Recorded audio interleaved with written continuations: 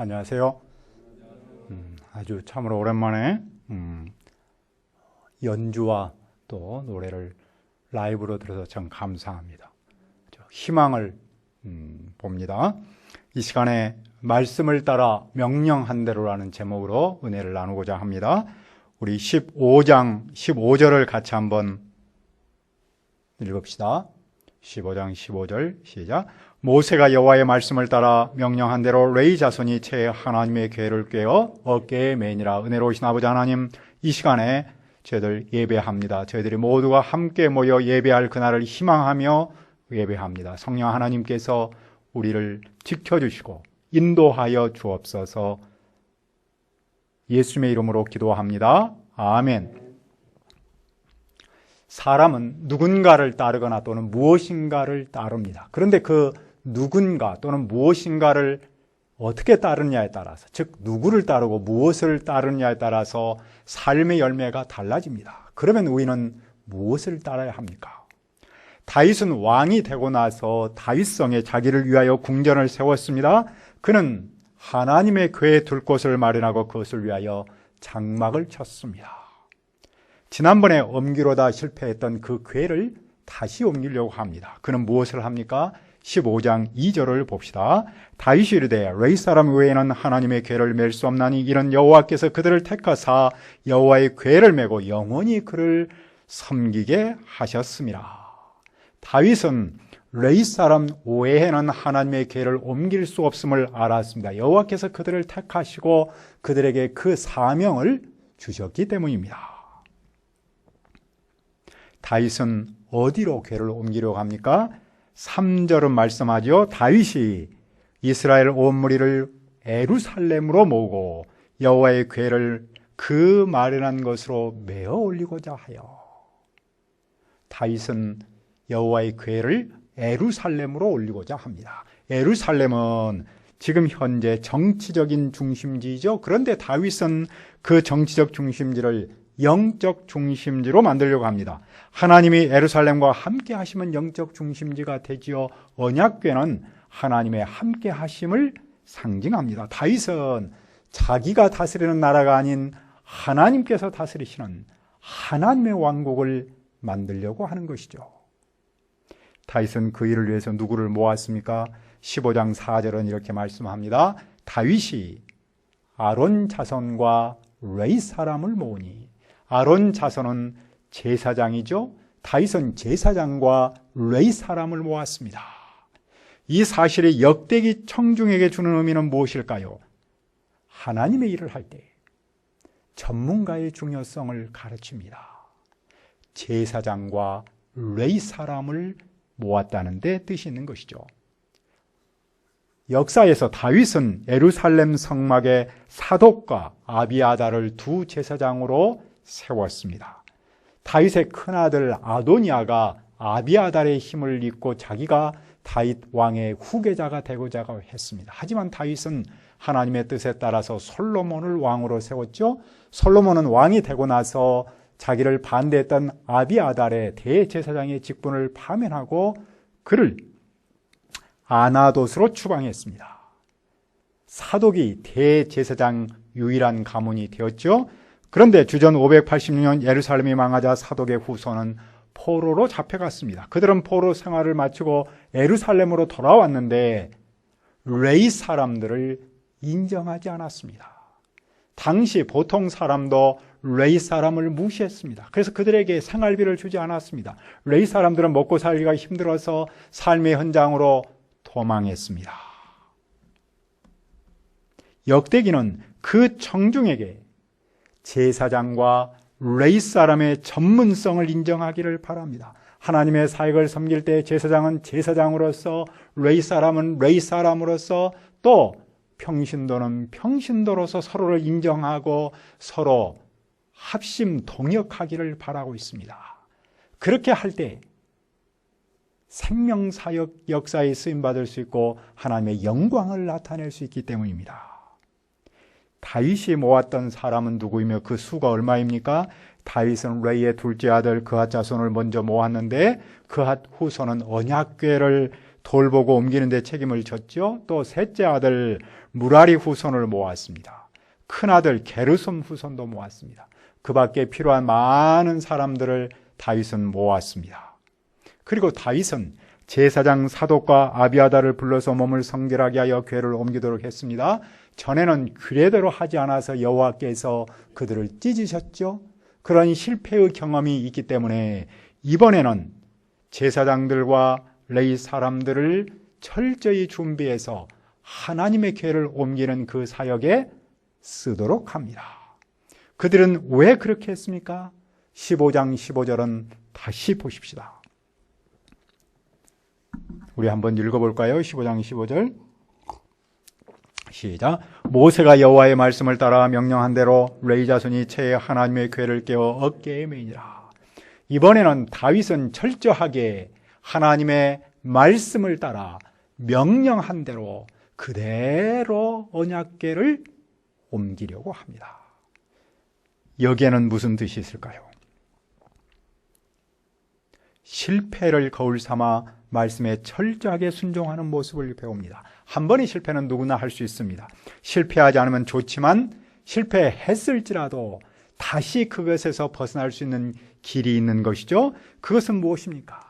말씀을 따라 명령한 대로 그대로 사는 것이죠. 말씀을 따라 명령한 대로 사는 그것이 하나님의 복을 받는 토대입니다. 이 메시지가 역대기의 청중에게 주는 의미는 무엇입니까? 그들은 힘들고 어려운 현실에서도 말씀을 따라서 명령한 대로 예루살렘 성전을 지었습니다. 그들은 성전을 다시 짓기만 하면 하나님의 무한한 영광이 그들 앞에 나타날 것을 기대했습니다. 하지만 성전을 지었는데도 불구하고 그들의 현실은 녹록하지 않았습니다. 그들은 이제는 말씀이 아닌 자기 생각대로 세상 풍조대로 살고 싶었습니다. 어떤 사람은 이미 그렇게 살고 있습니다. 그런 그들을 향해서 역대기는 그렇게 살지 말라는 겁니다. 그들의 말씀이 아닌 자기 생각을 따라서 살지라도 꼭 잘 사는 것도 아닙니다. 어떤 경우는 더 힘들고 더 어려울 수 있습니다. 그들은 과거의 실패를 교훈 삼아서 이제부터는 말씀을 따라서 명령한 대로 살기를 바라는 것이죠. 삶의 편의성이나 시대의 풍조를 따라서 살기보다도 하나님의 말씀을 따라서 살면 그것이 비록 힘들고 어려울지라도 하나님의 복이 임하는 것을 역사를 통해서 역대기는 가르치고 있습니다. 요즘 우리나라는 부동산 문제로 몸살을 앓고 있습니다. 그런데 사실은 부동산 문제보다도 그로 인한 갈등과 나눔이 더 큰 문제처럼 보입니다. 같은 정치를 하는 사람인데도 서로에 대한 예의나 품격이 보이지 않습니다. 이른바 동정업계의 상도 같은 것이 없는 것처럼 보입니다. 상대에 대해서 그냥 막가파처럼 말을 하기 때문이죠. 나는 잘했고 너는 나쁜 놈이다라는 이분법적 사고가 정말로 오늘 우리의 문제라는 생각을 해봅니다. 이런 극단적인 갈등은 보통 사람에게까지 퍼져서 나와 다른 사람에 대한 인격적 존중보다는 나와 다르면 그 사람은 나쁜 사람이라고 단정을 해버리는 경향이 너무나 강합니다.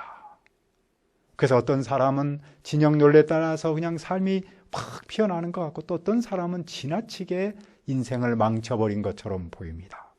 사회가 공정하고 정의로워야 한다는 명제는 오늘 우리 시대의 대단히 중요한 가치로 자리를 잡았습니다. 하지만 현실에서는 노력하면 열매를 맺을 수 있었던 예전과는 달리 지금은 노력해도 열매를 맺기가 참으로 쉽지 않습니다. 그만큼 사회가 급진적으로 바뀌었기 때문이죠. 기회의 평등, 과정의 공정, 결과의 정의, 정말로 참 소중하고 아름다웠던 말이고 그런데도 불구하고 그것을 현실 속에서는 참 쉽지 않아 보입니다. 그런데 이런 모습은 오늘의 문제만은 아니지 않습니까? 앞으로 이런 문제는 쉽게 해결되지 않고 얼마 동안 계속되지 않겠습니까? 이런 가운데서 우리 믿음의 사람, 교회는 어떻게 합니까? 우리는 이럴 때일수록 모든 문제의 해결은 하나님께 있음을 믿어야 합니다. 우리의 눈과 마음을 하나님께로 돌려야 합니다. 하나님의 말씀으로 돌아가야 합니다. 나 자신과 함께 우리 교회가 하나님의 말씀을 따라 살고 있는지 돌아봐야 하지 않겠습니까? 그리고 우리는 하나님의 말씀대로 살기 위해서 좀 더 애쓰고 좀 더 말씀을 가까이 해야 하지 않겠습니까? 그렇다면 우리나라가 겪는 이 아픔을 치료할 수 있는 지점도 바로 그곳에 있기 때문입니다. 하나님의 말씀을 따라 사는 그 길이 내가 살고 우리의 교회가 살고 이 시대와 이 나라가 사는 길입니다. 왜냐하면 바로 그곳에 하나님의 복이 임하기 때문입니다. 우리 모두 이 확신과 희망을 붙들기를 바랍니다. 다윗은 레위의 어른들에게 특별히 당부한 것이 있습니다. 그것이 무엇입니까?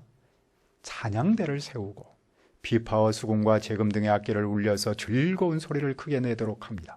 마침내 언약궤를 메고 올라올 때 여호와께서 도와주셨습니다. 하나님은 그들이 말씀을 따라 언약궤를 옮기니 그 일을 받아주셨습니다.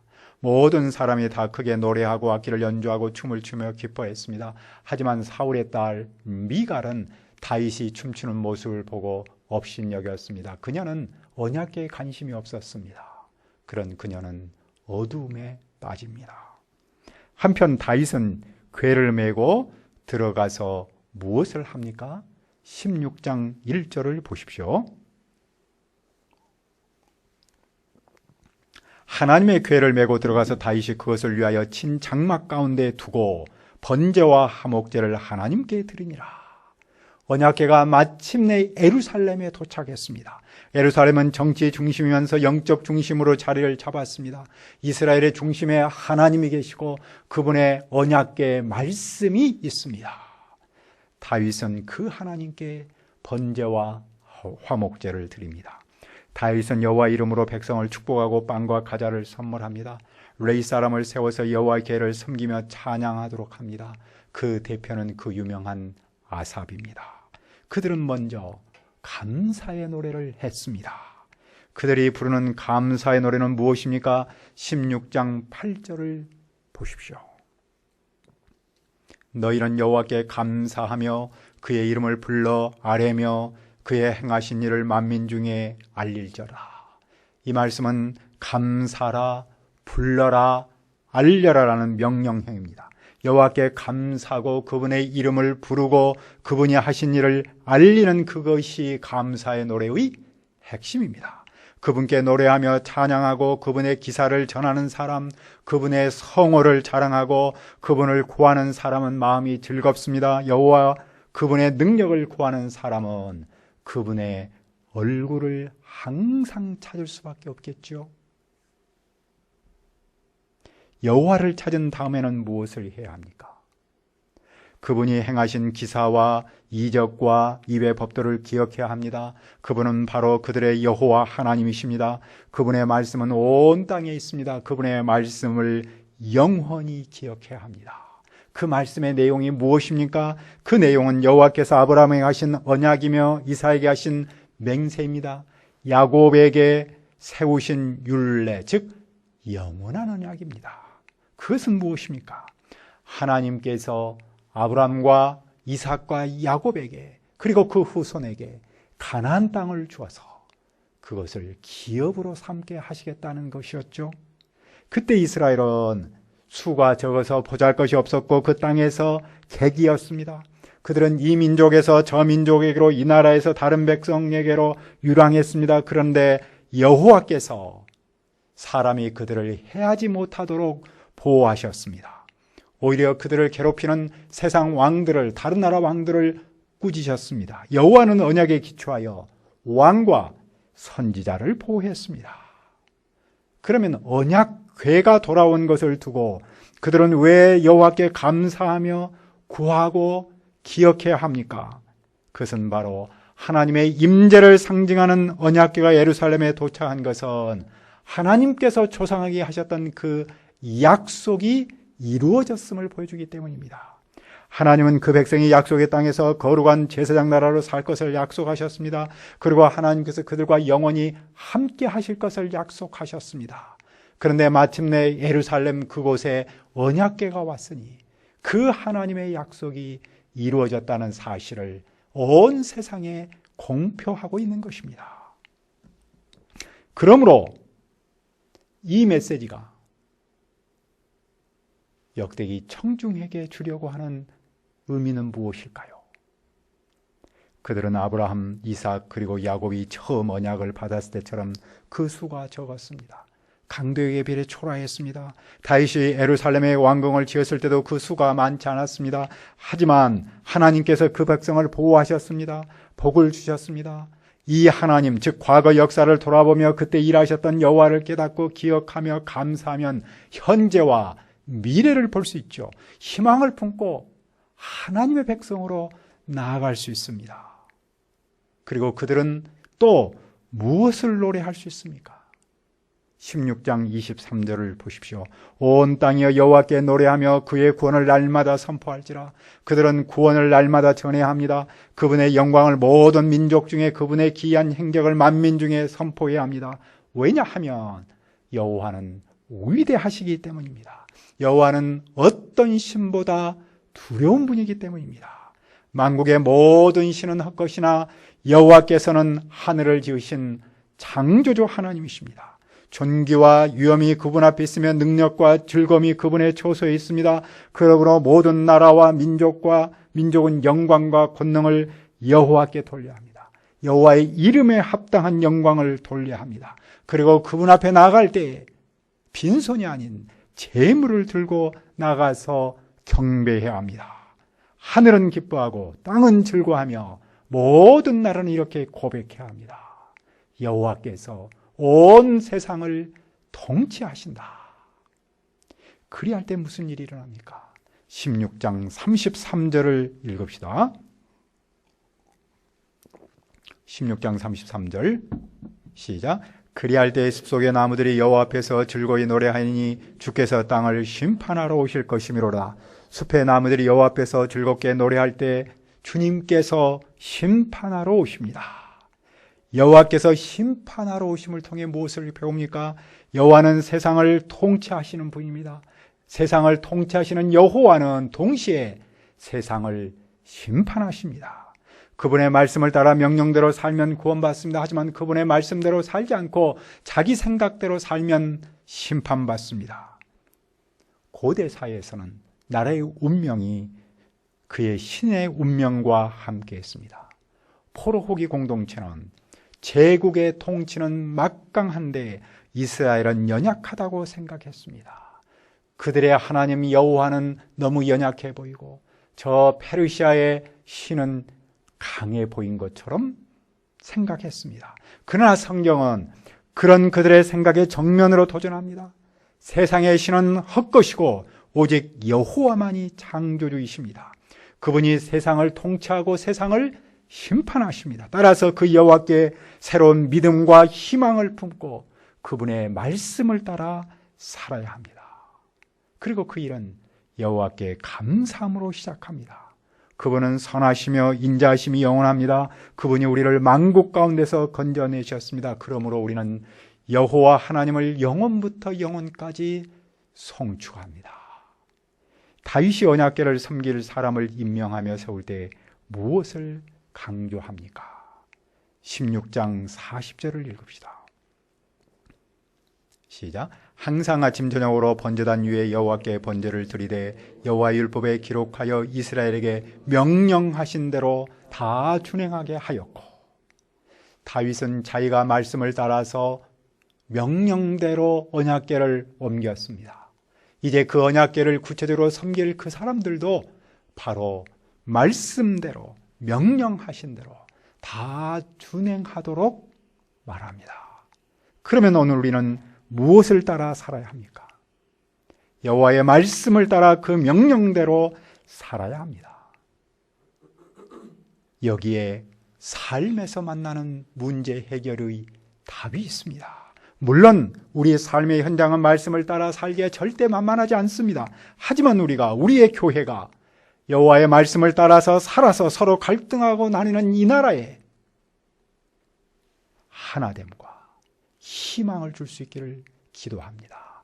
은혜로우신 아버지 하나님, 말씀을 따라 그 명령대로 행한 다윗을 배웁니다.